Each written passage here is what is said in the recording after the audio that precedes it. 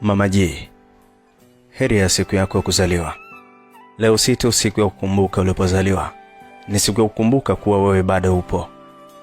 Upo mama wa watoto wawili, unayewalea kwa nguvu zako mwenyewe, kwa msaada na neema ya Mungu isiyokoma. Mwanamke unayefanya kila kazi ili mradi watoto wako wasikose mkate. Upo kwenye mitaa ya mapambano, lakini moyo wako uko juu kuliko ramani ya dunia.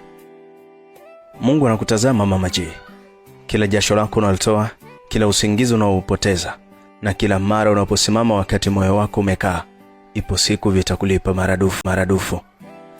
Sijui kama watu wengi wanajua, ila kuendelea kuishi kwa imani ukiwa single mother ni ibada ya siri yenye heshima. Umebeba mazito kwa jina la upendo, na umeendelea kuwa mwanamke mwenye tabasamu hata wakati moyo wako unavuja.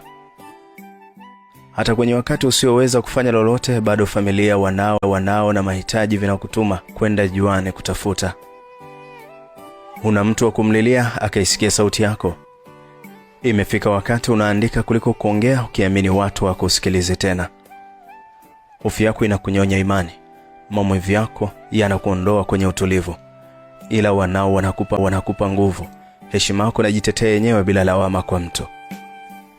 Kila dalili za kushindwa zimeshaonekana, wasiwasi na vilio vya usiku vilishakuvamia, ila leo umekomaa, haulii tena. Umejifunza na sasa upo tayari kupigania kila tone la ushindi. Mama G, heri ya siku yako hii. Mungu azidi kukuinua, akufungulie njia ulizojua hazifunguki. Usikatishe tamaa kwa kukataliwa, maana watoto wako hawajakataliwa na mbingu, na wala wewe haujakataliwa na hatima yako. Endelea kuwa mama mwenye msimamo, endelea kuwa mwanamke mwenye nguvu ya upendo. Endelea kuamini, si muda mrefu mchana wako utafurika na nuru ya majibu yote. Achana marafiki au majirani wanaokuandama kwa maneno. Siku zinakimbia, maisha yanabadilika, usitishike ukaogopa.